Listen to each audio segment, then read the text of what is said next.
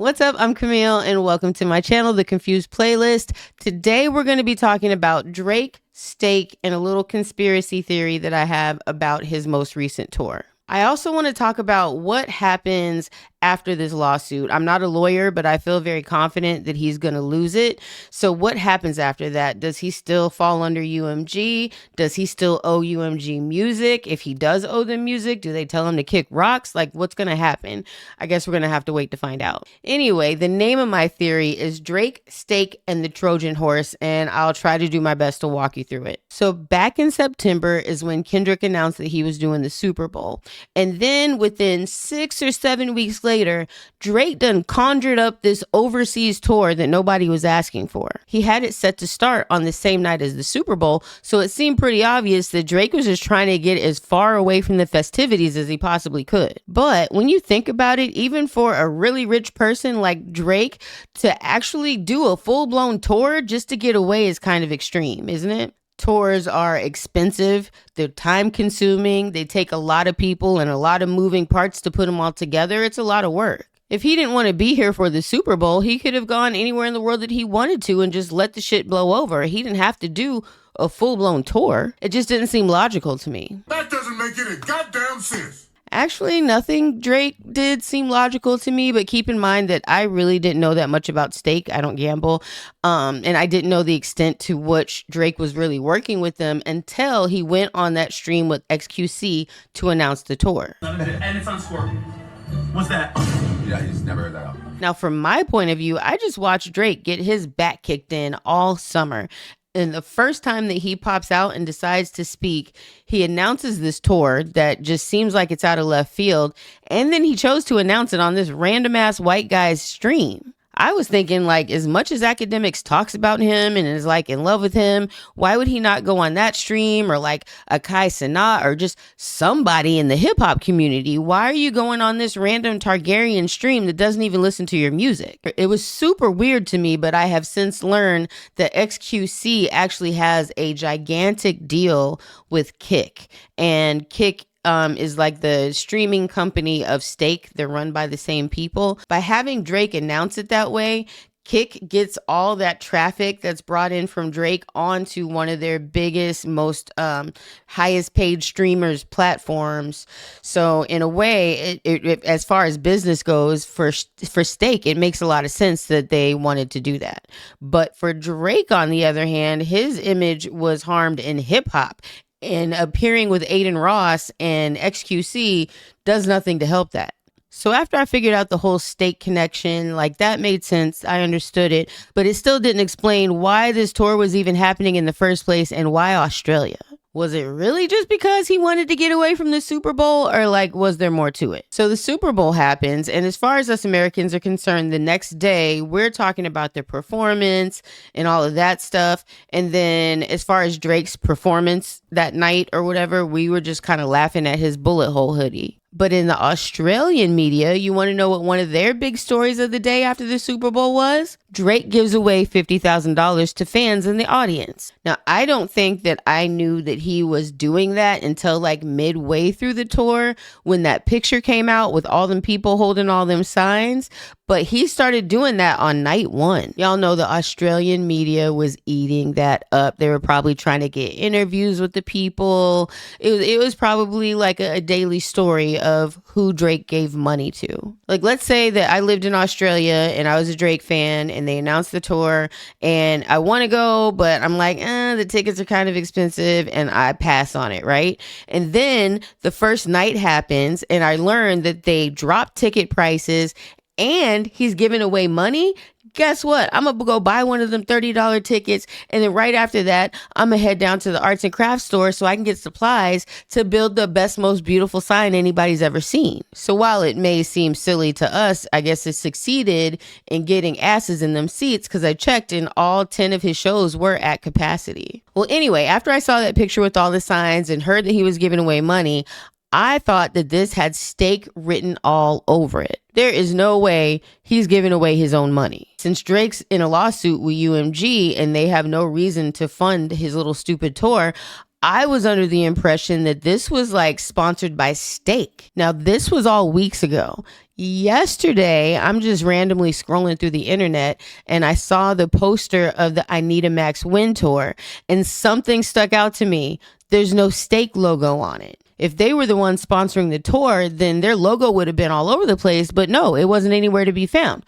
So I Googled who funded the Anita Max Win Tour and almost fell out my chair when Google answered Drake. There were only two sponsors associated with that tour, Live Nation and OVO. Now, when I thought this whole thing was sponsored by Stake, it kind of made sense. But you tell me that Drake chose to go on tour when he didn't really need to, and he paid for the whole thing himself, and he's giving away tens of thousands of dollars in the audience every night? No fucking way. Why? That is literally doing too much. Come on, sir. You don't have to do all that.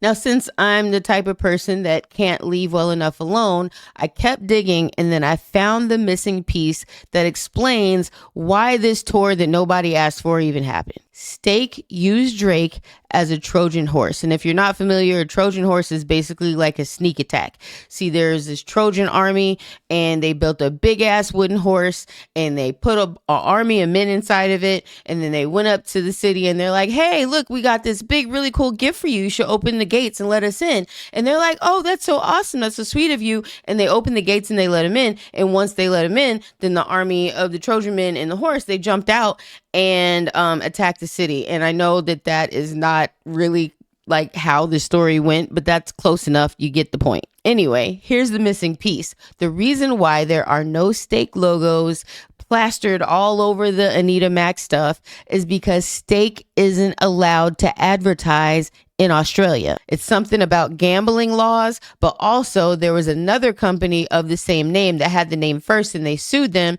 And so now Stake can't advertise there. And the person that started the company is Australian and he can't even advertise his own international company in his home country. Y'all know he got to feel some type of way about that. Now, the rest of this really is pure speculation on my part, but Drake signed his deal with Stake in 2022, and his contract was for $100 million annually. Well, after the beef, reports start coming up that his contract isn't $100 million, it's $180 million. Why would they almost double his contract after he just got his ass whooped? Now, y'all might call me crazy on this one, but I think it's possible that Drake didn't even come up with this tour himself. I think Stake came up with it and brought the idea to him. Why? Because he's their biggest advertising. They need him outside. Drake probably wanted to take a break. It was, October, November, December timeframe. It would have made sense if he just went quiet for a little while, but not for Stake. They need him outside. They need him making a spectacle of himself. So I think they added that little $80 million to his contract as a little bonus for him to deposit into his account so that when he pays for this tour, the only name at the bottom of the check is OVO. So they secretly fund this tour. They have Drake run off to Australia and they have him, give a bunch of money away and do all this other shit to make sure that his name stays in the news while he's there. Why do they do that? To drive more people to his social media. Why? Because Drake is the face of Stake. And what happens if you go to his social media, his Instagram is basically one big ass Stake advertisement. Stake used their biggest marketing asset in Drake to sneak into Australia to be a billboard for them.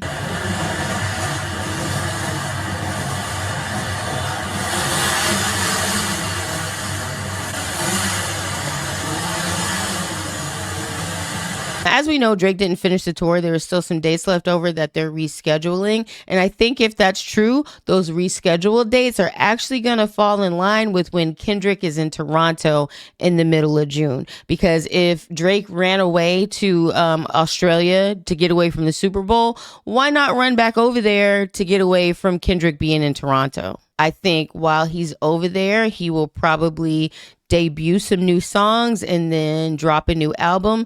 But I also think that this is probably going to be Drake's last album. I think the reason why he doesn't really care about the outcome of this lawsuit with UMG, everybody's looking at this like there's no way he's going to win this.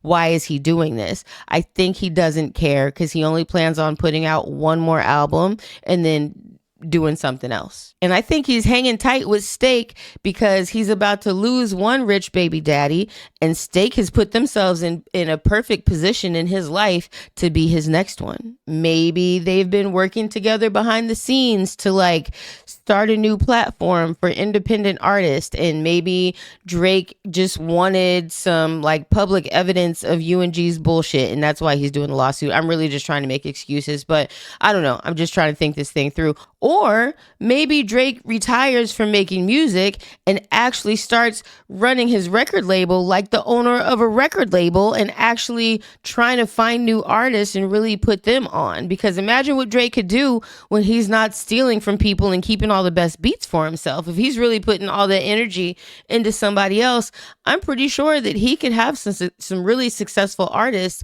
come out of OVO. So this video was me really overthinking something and just wanting to talk about it. But do you have any theories about Drake and Steak and what their future plans might be? Do you think that Drake's going to retire after this next album, or is he too addicted to being famous? Let's talk about it in the comments. Also, I just wanted to say, if you're looking for something that is not Drake or Kendrick related, I just released a video celebrating the 30th anniversary of Tupac's Dear Mama, that if you love Tupac, you should definitely check that video out. I will go ahead and link that at the end. And if you enjoyed this video, please make sure you do the YouTube things. I am a small channel. I am not monetized. I'm doing this entirely for free, and I don't want to be doing this entirely for free. So I just need to convince people to start pushing that little red button, or at least the thumb button, because that really helps. Anyway, I'm talking too much. I'll see you next time. Bye.